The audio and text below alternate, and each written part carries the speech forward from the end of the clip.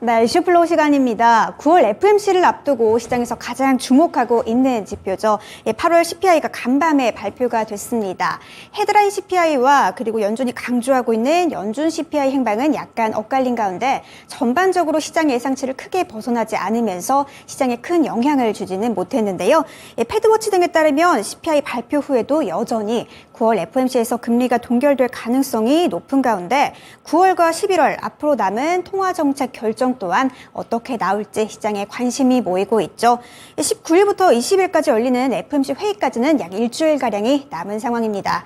그 전에 볼만한 주요한 이슈들 또 일정들 함께 정리해봤으니까요. 함께 보도록 하시죠. 네, 일단 간밤에 미국의 CPI가 발표가 됐습니다. 그리고 내일은 미국의 8월 생산자 물가지수와 소매 판매가 발표가 됩니다. 그리고 유럽 쪽에서 ECB 통화정책회의가 열리게 되는데요. 시장에서는 이번 달 ECB 통화정책의 결과를 동결에서 인상으로 급선회하고 있다고 전망을 하고 있습니다.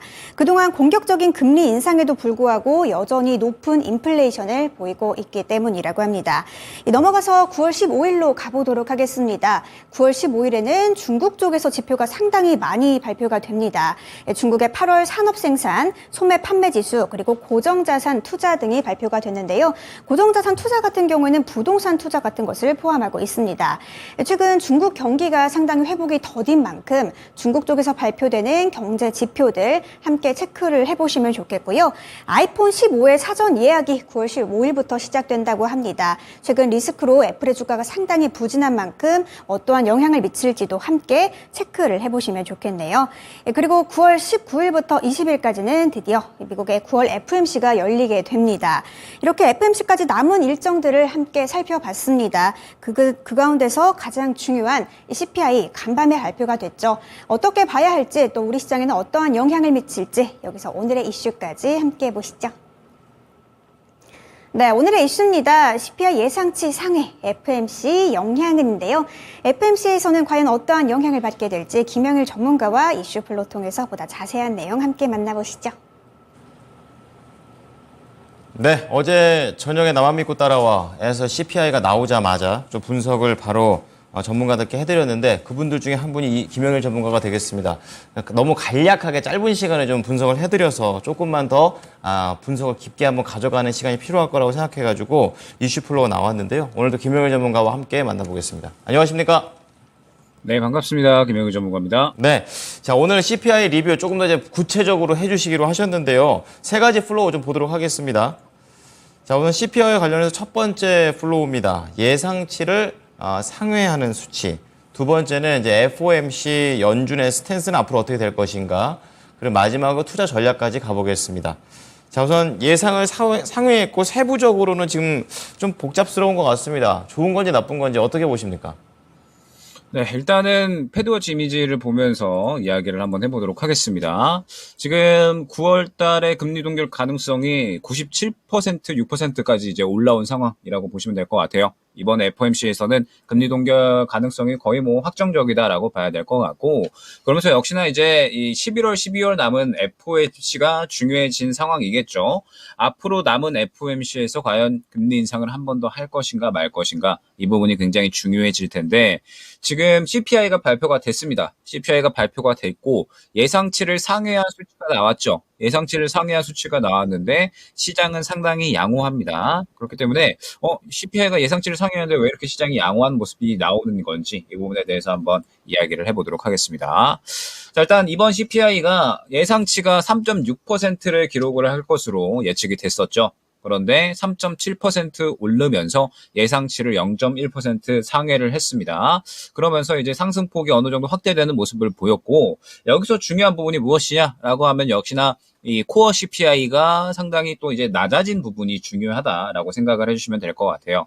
변동폭이 상대적으로 큰 품목인 식품과 에너지 물가를 제외한 근원 CPI가 8월 기준으로 해서 전년 대비 4.3% 상승을 했습니다. 그러면서 전달 대비해서 상승률이 4.7%였기 때문에 0.4%가 하락을 했죠. 그러면서 시장 전망치와 일치하는 모습을 보였고 최근 2년 내에 가장 최소로 상승폭이 나타나줬다라고 생각을 해주시면 될 것 같습니다. 자, 그렇기 때문에 지금 현재 시장은 이 근원 CPI에 상당히 긍정적으로 반응을 하고 있다라고 봐야 될 것 같아요. 조금 더 상세하게 이야기를 해보면 일단 헤드라인 CPI 같은 경우에 이 물가 상승에 가장 크게 기여한 부분은 역시나 에너지였습니다. 에너지 물가 상승 기여도가 작년 대비 6월 이후에 14개월 만에 최고치를 기록을 했다라고 해요. 그러면서 에너지 가격이 상당히 큰 폭으로 오른 점, 역시나 뭐 유가, 우리가 예를 들 수가 있겠죠. 그 다음에 뭐 신차 가격도 상승한 부분, 그 다음에 최근에 미국 경제가 좀 튼튼하게 진행이 되면서 전체적으로 뭐 일반적인 물가도 올라가고, 뭐 항공 운임비, 보험비, 뭐 진료비 등등 해서 여러 가지 물가가 이제 올라가면서 반등세를 나타냈다라고 생각을 해주시면 될 것 같습니다. 다만 특이점이다라고 한다면 임대료 같은 경우에는 둔화되는 그런 모습이 어느 정도 나왔다라고 생각을 해주시면 될 것 같고, 자, 여기서 중요한 게 역시나 근원 CPI 같은 경우였죠. 근원 CPI가 말씀드렸듯이 식품과 그 다음에 에너지 가격을 제외한 나머지에 대해서 이 근원 CPI라고 평가를 하는데, 이번 이 근원 CPI가 중요했었던 이유 자체가 연준 같은 경우에 굉장히 최근에 이 근원 CPI를 상당히 좀 강조를 했었습니다. 근원 CPI를 상당히 강조를 했었는데, 근원 CPI가 강조되었었던 부분은 식품이나 이 에너지 같은 경우에는 변동성이 워낙에 크고 글로벌적인 환경 자체의 영향력이 크기 때문에 이 부분을 제외하고 실질적인 물가라고 볼 수 있는 근원 CPI가 내려가야 된다라고 꾸준하게 연준은 이야기를 했었죠. 그런데 이번에 연준이 이 강조했었던 대로 근원 CPI가 내려갔고, 근원 CPI가 그래도 어느 정도 상승폭을 둔화시켰다라고 하는 건 결국에는 이 연준 측에서 강조했었던 근원 CPI가 또 둔화 속도를 보인 거기 때문에, 그렇다면 이 부분은 연준에서 금리 동결을 진행을 하는 데 있어서 조금 더 긍정적으로 다가올 수 있는, 긍정적인 영향력을 끼칠 수 있는 부분이 아닐까라고 지금 시장이 생각을 하고 있는 것 같고요. 그러면서 이 부분이 그대로 시장의 상승에 어느 정도 기여를 하고 있다라고 생각을 해주시면 될 것 같습니다.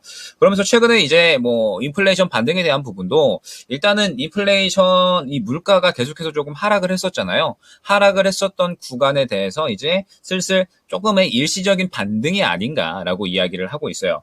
지금 미국의 상황이 워낙에 경제는 튼튼하고 고용시장은 안정적인 상황으로 진행이 되고 있죠. 그런데 하반기로 가면서 고용시장은 조금 더 냉각이 될 수가 있고, 경제 상황 같은 경우에도 지금까지는 굉장히 튼튼하게 잘 이어져 왔지만 하반기 그리고 내년으로 넘어가면서 성장 속도를 둔화시킬 수 있다라는 이야기가 나오고 있는 상황인 겁니다. 그러다 보니까 지금 현재 상태에서 이렇게 됐을 때 하반기까지 넘어간다, 내년까지 넘어간다라고 하면 물가는 다시 한번 하락세를 이어나가면서 3%를 돌파하려는 그러한 시도를 해줄 거고, 근원 CPI는 안정세를 보여주는데 지금 미국의 경제 상황이 좋기는 하지만 하반기까지 좋을 것인가, 이 부분에 대한 퀘스천 마크가 생겨나고 있다 보니까 지금 현재 상황에서 시장이 금리 동결 쪽에 조금 더 포커스를 맞춰야 되는 거 아니야?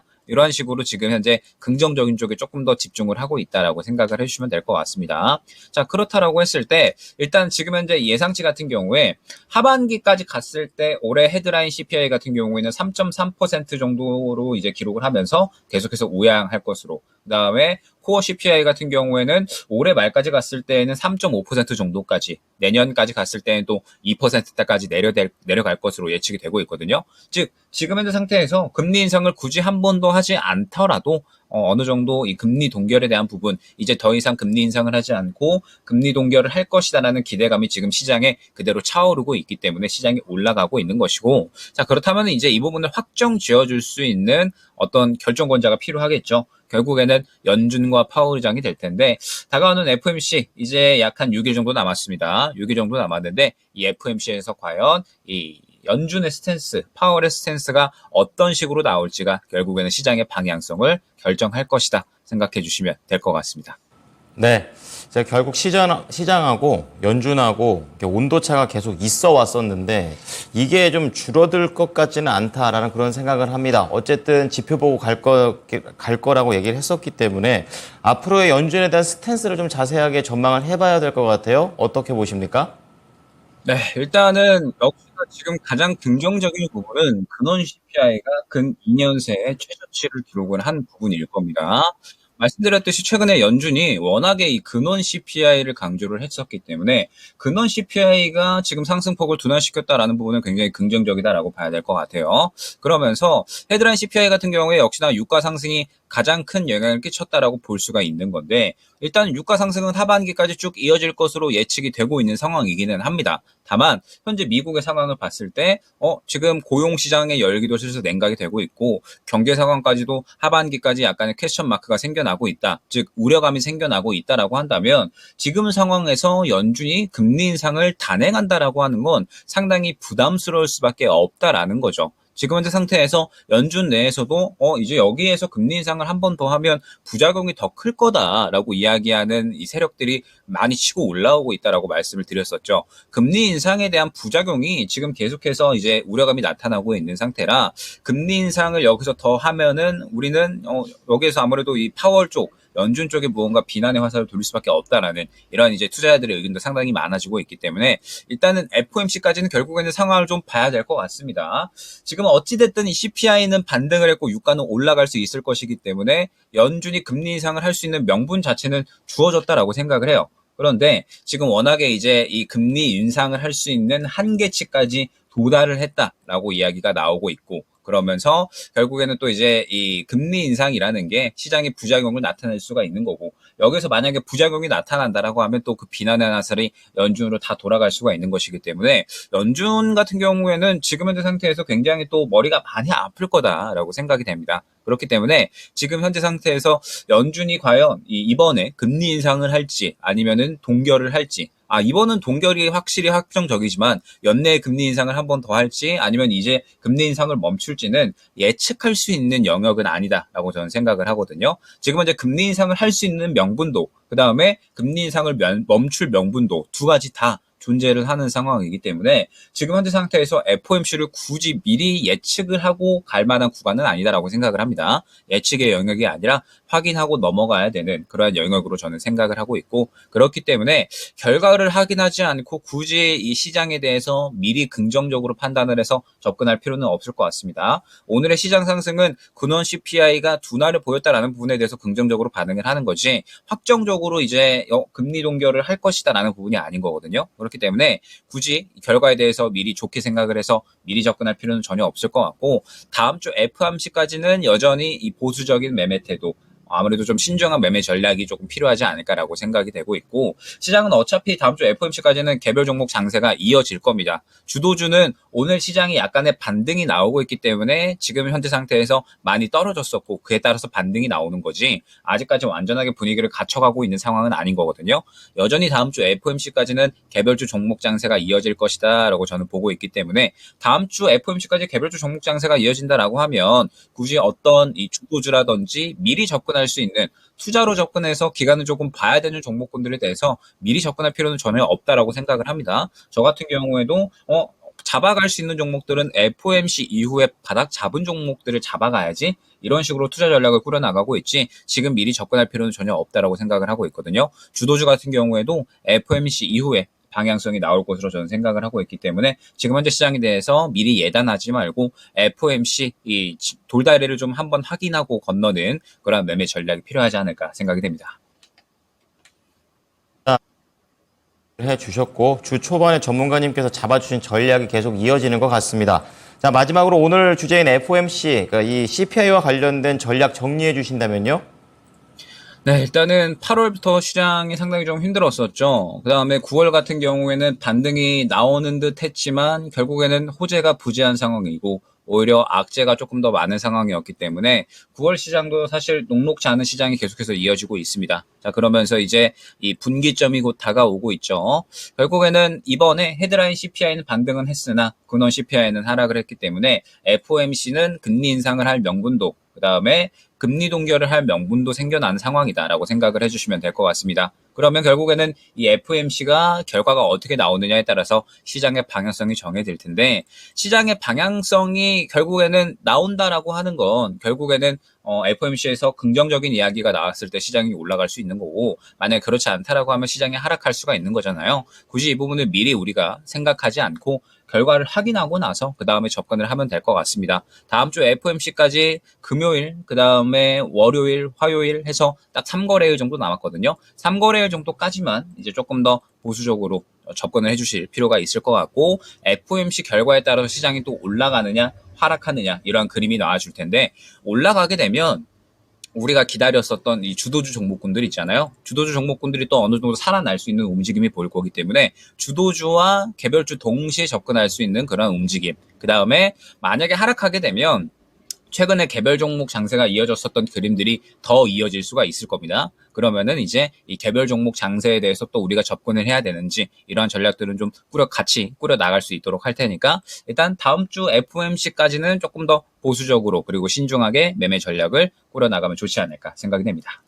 네, 예단하지 않고 잘 보고 대응해 보도록 하겠습니다. 오늘 말씀 감사합니다.